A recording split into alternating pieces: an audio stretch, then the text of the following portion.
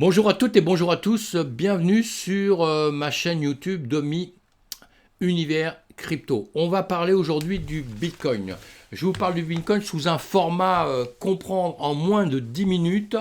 Je vais faire ça régulièrement pour vulgariser un petit peu tous les éléments de ce monde, de cet univers de la crypto-monnaie qui est complexe pour, je pense, certaines personnes. Une fois que vous aurez mis les pieds dedans, vous aurez avancé dedans, vous allez voir, c'est tout simple. Mais les démarrages sont toujours très compliqués. On va donc parler aujourd'hui du Bitcoin. On a parlé la dernière fois des crypto-monnaies. Là, on parle du Bitcoin. Le Bitcoin est une monnaie virtuelle dont la fonction est de réaliser des paiements en ligne sans avoir recours à une banque centrale, c'est-à-dire des paiements de pair à pair, de vous à moi, d'une personne à une autre, sans passer par un organisme central qui est toujours une banque, c'est bien connu, nos banques centrales. Voilà, donc le Bitcoin, en gros, il est basé, alors pour se construire, il est basé sur un système de réseau alimenté par des milliers d'ordinateurs à travers le monde, que l'on appelle la blockchain, en français chaîne de blocs, bloc de chaîne. J'explique ça dans ma vidéo, la dernière que j'ai faite sur les crypto-monnaies, donc je ne vais pas revenir plus que ça, mais en tout cas ça a été construit par Satoshi Nakamoto, qui est le créateur donc du Bitcoin.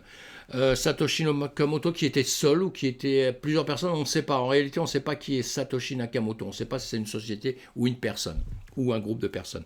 Donc, on ne va pas en parler plus, mais je pense qu'il voulait à l'époque simplifier le système de paiement justement sur Internet, pouvoir payer d'une personne à l'autre sans avoir toute cette complication d'aller passer par une banque.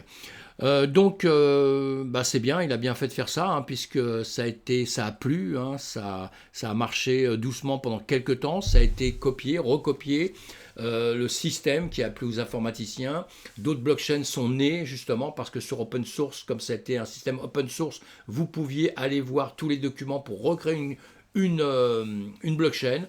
Donc ils ont recréé d'autres blockchains et ça a commencé tout doucement à exploser comme ça. Et maintenant il y a plus de 17 000 crypto-monnaies qui sont liées sur certaines grosses blockchains. Enfin, c'est plus complexe, on parlera de ça tout doucement. En tout cas, c'était une bonne idée. La preuve, aujourd'hui, ça marche de plus en plus fort. Et c'est pour ça que vous êtes là, mes amis, pour essayer de comprendre.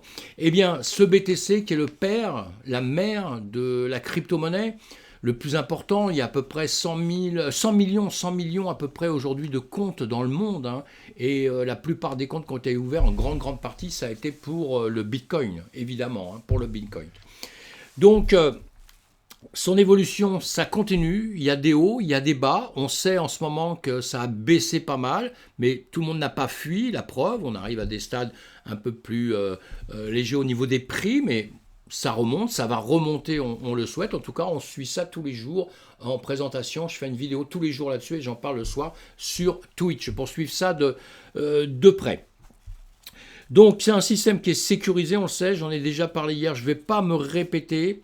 Et ce qui est important maintenant, c'est que le monde de la finance a essayé de mettre la main dessus, en tout cas. Tout le monde s'en occupe, même si on contredit le Bitcoin, même si ça fait peur à tout le monde parce qu'on dit ça va disparaître, etc. On sait que le monde de finance maintenant, le monde de la finance est rentré dedans. Ce qu'on appelle des baleines, des gens avec des gros portefeuilles, avec beaucoup d'argent, sont rentrés dans le Bitcoin, donc ça peut vous sécuriser un petit peu. Et maintenant, ce qui est aussi très important, c'est qu'au début, je vous l'ai dit, ça servait pour payer en ligne, tandis que maintenant, vous pouvez, grâce au Bitcoin, pouvoir faire des achats. C'est-à-dire que vous allez sur des plateformes d'échange, j'expliquerai aussi tout ça sur une autre vidéo, mais vous allez sur les plateformes d'échange. Sur la plateforme d'échange, vous pouvez changer vos euros contre du Bitcoin. Vous changez vos euros, de là vous en faites ce que vous voulez, vous les laissez placer, vous pouvez les ressortir quand vous le désirez parce que vous retransformerez votre Bitcoin en euros, pour nous les Européens, et de là vous pourrez le ressortir grâce à des cartes Visa et des cartes Mastercard qui travaillent avec toutes ces plateformes. Il y en a beaucoup maintenant, je ne donnerai pas de nom, mais il y en a beaucoup. Et donc, vous voyez, vous pouvez, grâce à ces cartes, ressortir votre argent à un distributeur où vous pouvez aller faire vos courses avec, acheter des fruits, du pain, un manteau, une voiture. Vous pouvez faire ce que vous voulez. À partir du moment où votre carte vous autorise et que vous avez l'argent dessus, ce sont toujours des cartes de débit, pas des cartes de crédit. Et donc, vous pouvez faire tout ça. Et pareil, avec ces plateformes, on peut aussi faire des crédits, des emprunts, on peut faire beaucoup de choses. Mais ça, on en parlera plus tard. En tout cas, je voulais vous dire ça pour le Bitcoin, pour savoir que maintenant, vous allez bientôt pouvoir vous en servir comme une monnaie classique, quoi. C'est une monnaie classique. On n'osait pas dire monnaie il y a quelques temps, mais maintenant le Bitcoin a été adopté au Salvador, vous voyez. Donc il y a un pays complet qui l'a adopté, qui s'en sert en parallèle avec le dollar, vous voyez, c'est quand même important. Et d'autres pays dans le monde comme la Russie, on parle beaucoup de la Russie en ce moment, évidemment qu'il y a beaucoup de problèmes avec la Russie et l'Ukraine, tout ça, mais eux vont sûrement adopter aussi ça comme, pas comme monnaie du tout, mais l'avoir en parallèle et ils vont l'accepter et beaucoup d'autres pays vont accepter ce genre de choses.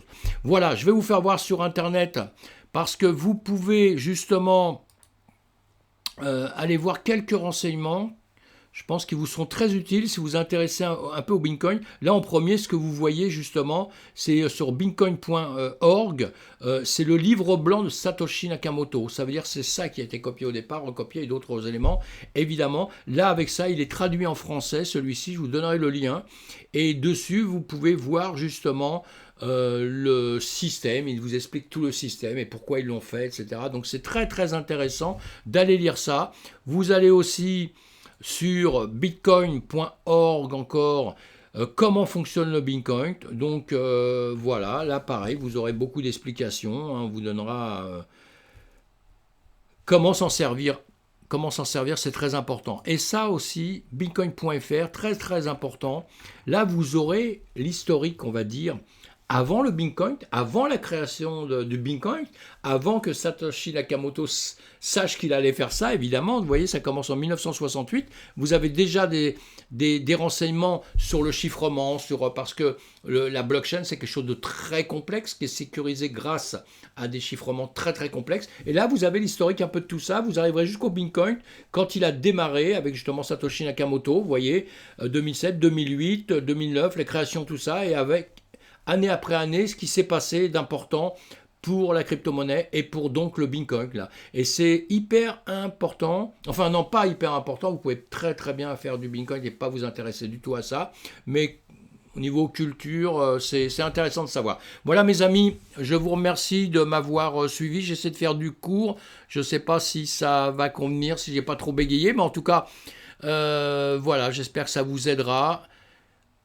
Ça vous aidera à comprendre un peu plus ce que c'est que le BTC et n'ayez pas peur de ce BTC. On n'en est qu'au début des blockchains et au début du Bitcoin. À bientôt mes amis.